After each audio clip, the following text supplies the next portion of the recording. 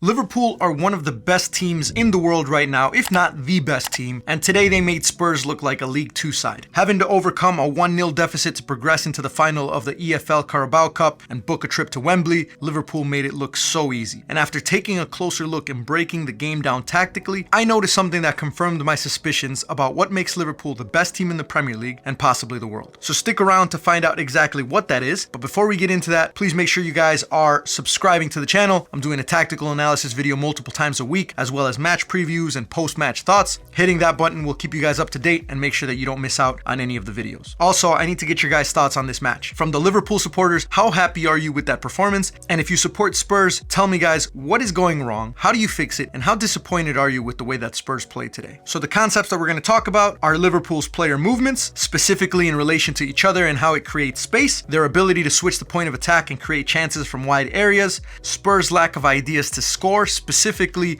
in the intensity of their counterattacks and transitions, and then as usual, we have to bring up the special players. Quality will win the game on most occasions, and today was a really good example of that. So let's start with the player movements. Take a quick look at this. Virgil van Dijk takes a touch looking forward. That's the trigger for Andy Robertson, who sprints from the left back position and ends up as a center forward. Curtis Jones sees the run and is now occupying the fullback position. Konate takes a touch forward. That's the trigger, and Curtis Jones sprints forward. Connor Bradley dribbles forward. Szoboszlai opens up. Bradley follows his run. Diogo Jota takes the central space, and Robertson occupies the open space out wide.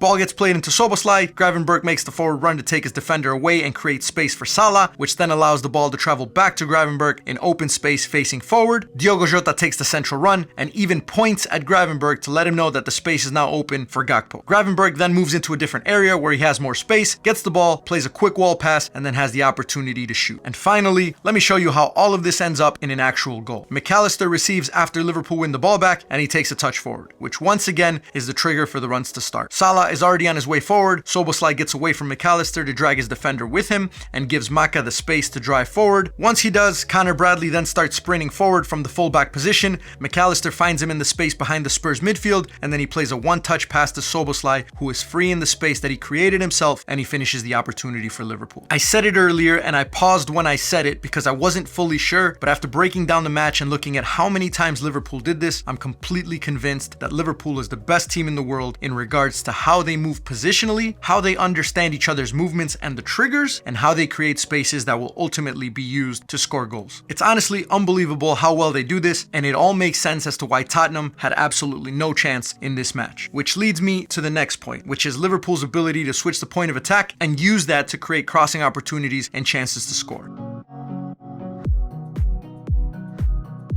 When Tottenham were defending in the low block, Liverpool's positioning was quite smart. They keep the players closest to the ball a short distance from each other to have more numbers who can move the ball quickly, and also in case they lose it, they're ready for the counter press. But then they use their wingers to create all the width, which allows players like Virgil van Dijk to find those longer balls. If they lose it, they have all those players centrally to win it back, and if Liverpool don't feel comfortable attacking that side, they'll start moving it back around to find the weak side and attack from there. And in the meantime, while they do this, notice that they start getting players in the box. This serves two purposes. To obviously have a higher chance of scoring when the ball gets crossed in, but also to keep the defenders from releasing too many to press the ball, because they have to stay marked with the players inside the box. This also allows Liverpool to go 1v1, and if Tottenham did try to send another defender to make it 2v1, now the ball can get played back to a player with no pressure for a cross. If you combine these principles with the principles we talked about regarding the player movements and the triggers, you start understanding exactly why Liverpool have multiple ways that they can score and why they've only failed to score in 2 matches all season. Unfortunately for Tottenham though, the injuries and the lack of cohesiveness within the team was on full display, and their lack of ideas to score really put the nail in the coffin for this matchup. They had a few opportunities during the match where they either intercepted the ball or Liverpool made a mistake and Spurs had a counterattack opportunity. And I was specifically looking for these while I was watching the match because I knew that Liverpool would have the majority of possession, and this would probably be the only way that Tottenham would be dangerous. And I was extremely disappointed. Between the bad passes and decision making and players not really looking interested to sprint forward, Tottenham's most promising situations ended with Tottenham playing all the way back to their keeper or their center backs. And while I'm not giving Big Ange an easy excuse, the fact that he's had to move his roster around so much and brought in players that literally just came in from the January transfer window and had to throw them in right away, it's made it difficult for the team to play any real system. Spurs looked flat, and Son looks more and more like he's on an island when he's out there. Matthijs Tel had some decent moments, but it's hard to do anything as a new striker when your team had barely any possession during the entire match. And how are you supposed to coordinate your movements with the back line if you're Kevin Danso, who hasn't had more than a few training sessions with the team and now has to somehow pick up all of the different Liverpool player movements? I'm sure the payout wasn't great, but this was probably the easiest match to put your money on. And for all of the up and down performances that we get from Tottenham, I think almost everyone knew that they had no chance. So let's finish this video off with the most important concept of all, and that's special players.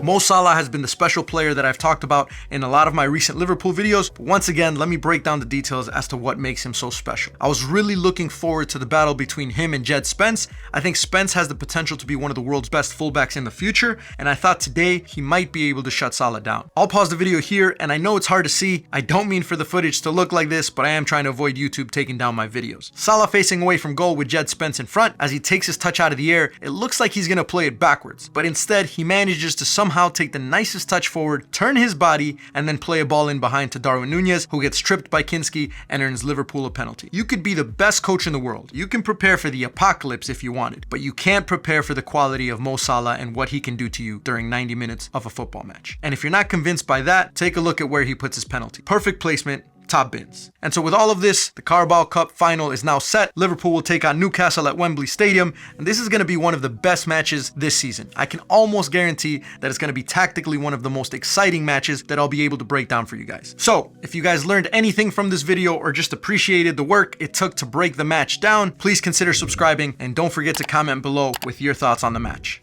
We'll catch you guys in the next one.